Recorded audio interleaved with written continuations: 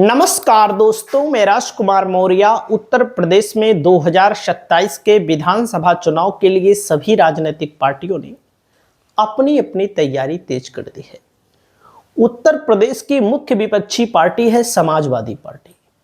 Samajwadi party के मुखिया अखिलेश यादव ने भारतीय जनता पार्टी को हराने के लिए एक एक विधानसभा सीटों पर मजबूत ताकतवर प्रत्याशी मैदान में उतारने जा रहे हैं। जैसे कि आप सबको पता है कि योगी की सरकार में जो मंत्री हैं, कई ऐसे मंत्री हैं जो चुनाव हारेंगे। पिछली बार तो उप मुख्यमंत्री ही चुनाव हार गए थे, तो मंत्री की क्या बात है, अब की बार चुनाव हारेंगे। तो अखिलेश यादव ने प्लान सेट कर लिया है इनके खिलाफ। मंत्री महोदय का नाम है दया शंकर सिंह। परिवहन मंत्रालय इनके भरोसे है।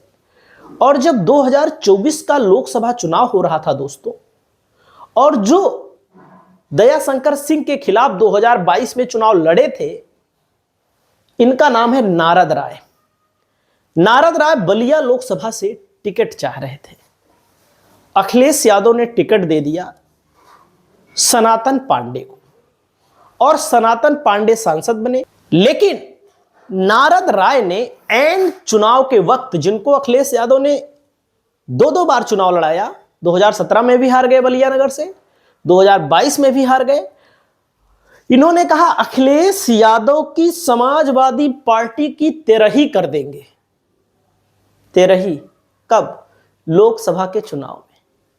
लेकिन आप लोगों ने देखा किसी काम के नहीं रहे नारद राय। अब बीजेपी टिकट देगी कि नहीं देगी, कोई भरोसा नहीं। 2012 में सपा से जीते भी थे। तो दोस्तों, इस सीट पर अब जो प्रबल दावेदार थे 2027 के, वो तो भाजपा में चले गए। धुर विरोधी जो एक दूसरे के खिलाफ लड़े थे, एक साथ गदा पकड़े हुए हैं, आप लोग देख रहे हैं।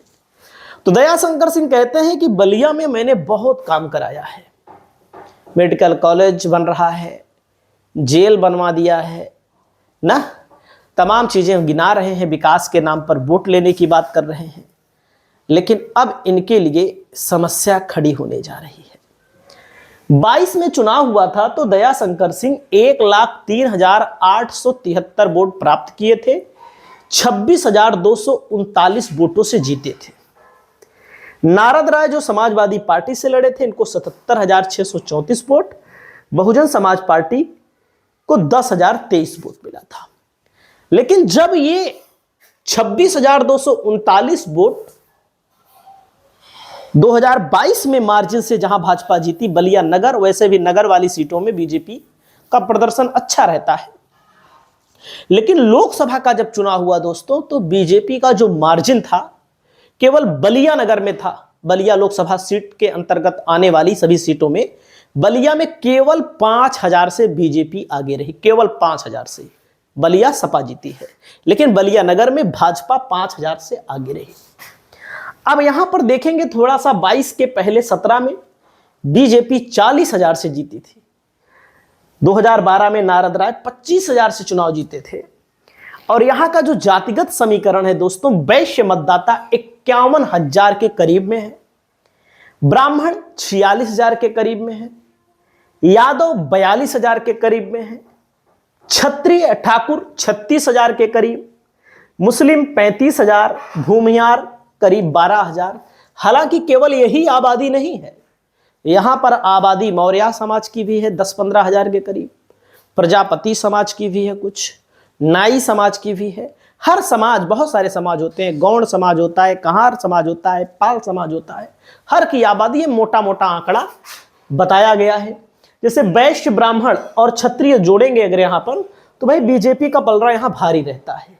लेकिन समाजवादी पार्टी ने यहां पर जो फील्डिंग सेट की है दोस्तों, 2022 के चुनाव में हारी भले, लेकिन जो फील्डिंग सेट की है, अगर दया शंकर सिंह चुनाव लड़ते हैं बीजेपी की तरफ से, दया शंकर सिंह, तो समाजवादी पार्टी की तरफ से इस चेहरे पर दांव लगाया जा सकता है।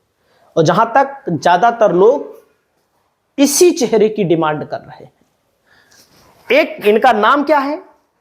दोस्तों इनका नाम है, पूर्व के चेयरमैन रह चुके हैं संजय उपाध्याय, ब्राह्मण समाज से आते हैं और इस इलाके में लोकसभा के चुनाव में ब्राह्मणों ने सपा को वोट दिया था। इस सत्यता है क्योंकि सनातन पांडे चुनाव यहां पर जीते थे और सनातन पांडे इनके लिए फील्डिंग भी सेट कर रहे हैं पूरी तरह से। हालांकि अगर बीजेपी यहां ब्राह्मण प्रत्याशी उतारती है तो पूर्व की विधायक रह चुकी हैं बसपा से मंजू सिंह को टिकट मिल सकता है। पूर्व के चेयरमैन संजय उपाध्याय बहुत ज्यादा सक्रिय हैं, मंजू सिंह और संजय उपाध्याय सक्रिय हैं। लेकिन आप ये जानिएगा, अगर दया शंकर सिंह को टिकट मिलेगा तो फिर मंजू सिंह को टिकट नहीं मिलेगा। क्यों? जिस जाति का कैंडिडेट बीजेपी खड़ी करेगी उस जाति के कैंडिडेट को सपा नहीं खड़ी करेगी। लोकसभा चुनाव में भी आप लोगों ने देखा है, और खड़ी करेगी तो फिर आप सबको पता है कि बीजेपी का पलड़ा भारी हो जाएगा। और यहां पर वैश्य समाज की आबादी जो अच्छी खासी है, लक्ष्मण गुप्ता का भी जाति समीकरण है, लक्ष्मण गुप्ता के अलावा रामजी गुप्ता, यानी कि कुल मिलाकर के सवर्ण कैंडिडेट ही मैदान में उतारा जाएगा समाजवादी पार्टी की तरफ से, और यहां पर बहुत बड़ा उलटफेर होगा। और आप सभी साथियों को बता दूं, 2027 के चुनाव की सरगर्मियों के बीच बलिया सदर में 82,093 वोट काट दिए गए हैं। 82,093 वोट काट दिए गए हैं। और आप सबको पता है, बहुत अच्छी तरह से पता है कि जो नगर की विधानसभा होती है किसी भी जिले की, जैसे हमारा घर है, हमारा घर गांव में है, हम रहते हैं अपने जिले के शहर में, छोटे से शहर में रहते हैं, तो जाहिर सी बात है जब वोटर लिस्ट में नाम की बात आती है तो लोग गांव से ही उसको ले जाते हैं, गांव की तरफ ही ले जाते हैं। ज्यादातर लोग गांव की तरफ ही शिफ्ट कराते हैं, ज्यादातर मतलब 90% लोग, क्योंकि गांव में खेत होता है, गांव में राशन कार्ड भी होता है, गांव में वोटर इसलिए बनते हैं क्योंकि प्रधानी के चुनाव में भी कुछ इधर उधर कर सकें, क्योंकि नगर पालिका के चुनाव में इधर उधर ज्यादा कर नहीं सकते, तो प्रधानी के चुनाव में भी लोग हस्तक्षेप करते हैं। तो जाहिर सी बात है, अगर 2 किलोमीटर 4 किलोमीटर का मामला होता है तो लोग गांव वोट देने चले जाते हैं ना।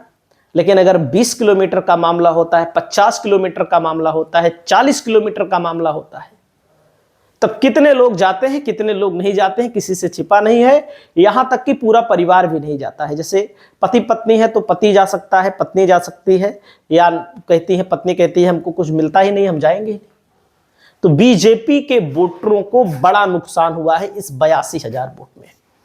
और दोस्तों यहां पर मंजू सिंह है, मंजू सिंह, और बसपा पर भी नजर रहेगी कि बसपा किस प्रत्याशी को यहां पर मैदान में उतारती है, क्योंकि बसपा की अपनी भूमिका हो सकती है, 1000, 2000, 4000 वोट इधर उधर कर सकती है। बाकी आप लोग अपनी राय को कमेंट करके बताइएगा। नारद राय चाहे लड़े, चाहे दयाशंकर सिंह लड़े, समाजवादी पार्टी इस सीट पर बड़ा उलटफेर करने जा रही है। नमस्कार।